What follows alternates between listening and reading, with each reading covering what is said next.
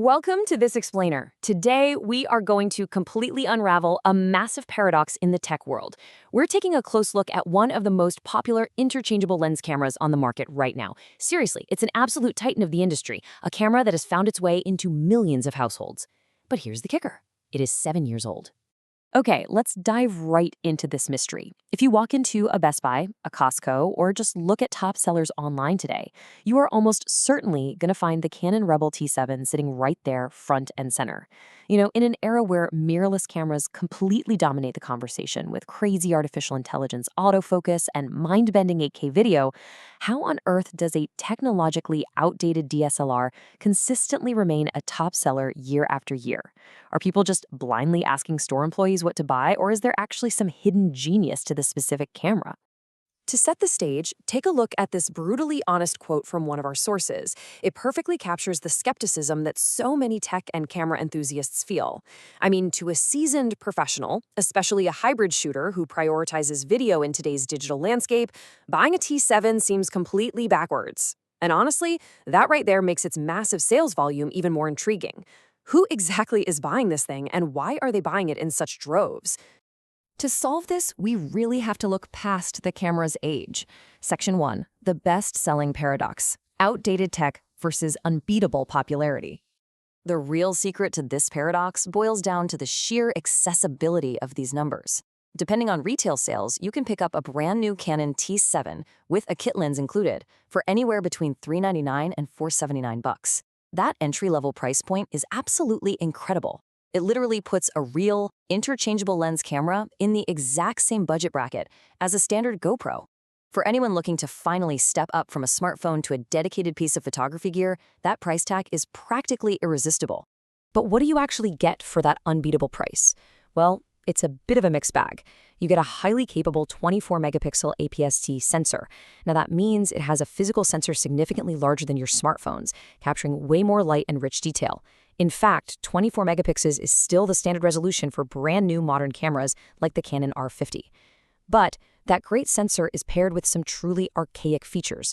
You are maxing out at 1080p video, and the screen on the back, it's just a 3-inch fixed piece of glass. It doesn't flip out, it's not a touchscreen, nothing. You actually have to push physical buttons for every single menu change. Crazy, right? So, who is willing to deal with those compromises? Section 2, strengths. A photography gateway. Mastering the basics on a budget. Believe it or not, the T7 offers some surprising comforts. Because it's an entry-level DSLR, the build quality is definitely, well, plasticky. But that plastic makes it incredibly light. We're talking just 475 grams, meaning it won't break your neck on a long day of shooting.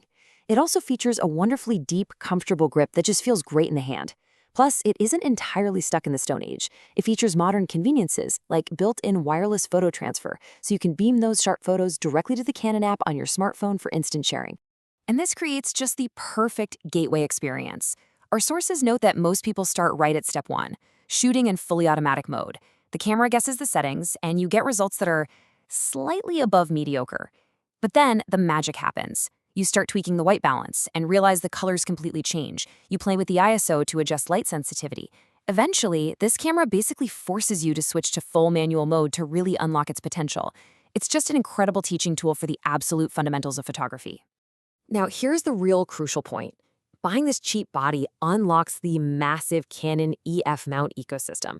That means you instantly have access to decades of incredible lenses across all brands and price points. This is a total game changer. You aren't just buying an isolated camera, you're buying into a system where your glass can actually grow alongside your skills. You could slap a $40 vintage lens or a $1,000 professional lens on this exact body, and that 24-megapixel sensor is going to make it shine brilliantly. However, we definitely have to talk about the elephant in the room. Section 3, weaknesses. The video problem, where the illusion breaks.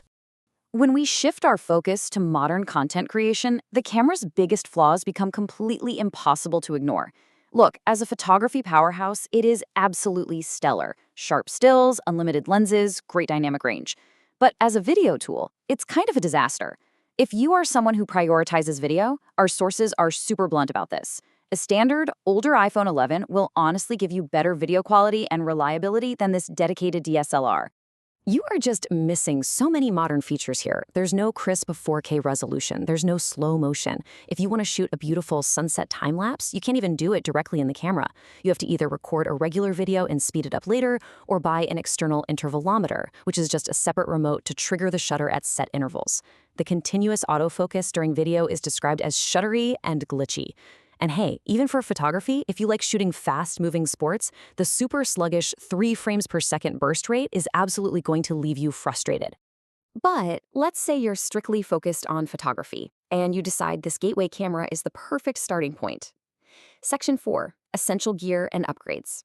Getting the most out of the T7. You'll definitely want to stretch that budget with some highly recommended upgrades to get the absolute most out of it. First things first, save yourself a massive headache and ditch the stock Canon strap. Threading those things on and off takes forever. Grab a quick release version, like the ones from PGY Tech, so you can snap it on and off in seconds. Next, you are absolutely going to need extra power. While name brand batteries are great, affordable third-party options like the Artman 2-pack perform wonderfully and cost a fraction of the price. Finally, grab a compact carrying solution like a K&F concept bag to keep your new setup safe. Now for the truly fun part, the lenses. The kit lens that comes in the box is fine for a day or two, but to see real results, you need an upgrade.